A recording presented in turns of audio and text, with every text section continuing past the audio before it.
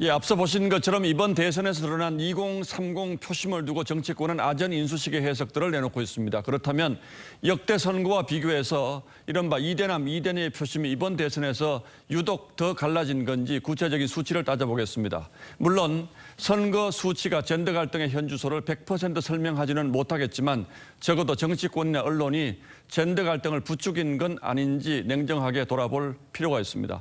자, 최원희 기자, 이번 대선에서 2030 세대의 표심이 어떻게 갈렸습니까? 네, 지상파 3사 이번 대선 출구조사를 보면요. 20대 남성 58.7%가 윤 당선인을 택했고 20대 여성 58%는 이재명 후보를 뽑은 것으로 나타났습니다. 이보단 덜하지만 30대에서도 비슷한 흐름을 보이고 있는데요. 이 때문에 2030 여성들이 막판 이 후보로 결집해서 여가부 폐지 등을 공약한 국민의힘을 심판했다는 주장이 제기됐습니다. 자, 특히 20대만 보면 확연히 차이가 나는데 이게 역대 선거에서는 전혀 볼 수 없었던 현상입니까? 과거 대선을 살펴보겠습니다. 10년 전인 18대 대선 출구조사 때는 20대 여성의 69%가 또 30대 여성의 65.1%가 민주통합당 문재인 후보를 택했고 새누리당 박근혜 후보는 각각 30.6%, 34.7% 지지를 받았습니다. 적어도 수치로만 보면 이때는 더 심했군요. 네, 그렇습니다. 19대 대선도 보겠습니다. 이땐 출구조사에서 성별, 세대별 예측 득표율이 집계되지 않았기 때문에 대선 직전 한국갤럽이 조사한 결과를 참조했다는 점 말씀드리겠습니다. 20대 여성의 56%, 30대 여성의 59%가 문 후보에게 표를 줄 것으로 예상됐습니다.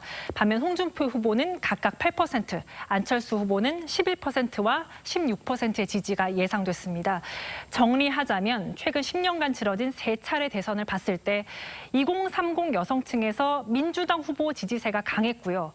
그런데 민주당 이재명 후보는 역대 민주당 후보 중 예상 득표율이 가장 낮았습니다. 반면 윤 후보는 보수정당 후보 중에 2030 여성 지지를 가장 많이 얻었다고 볼 수 있겠습니다. 그러니까 이대녀 표심이 이번 대선에서 민주당 쪽으로 확 쏠린 건 아니군요. 전통적으로 민주당을 지지해 왔는데 오히려 일부가 등을 돌린 걸로도 볼 수가 있겠네요. 네, 그렇습니다. 그러면 남성을 보시겠습니다.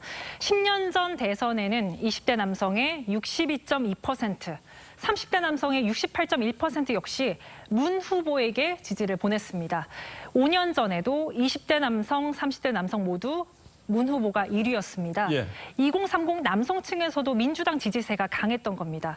그런데 지난해 부동산 민심이 극에 달했던 이 4.7 재보궐선거 출구조사 때는 오세훈 후보가 20대 남성에게서 무려 72.5% 지지를 얻은 것으로 나왔습니다.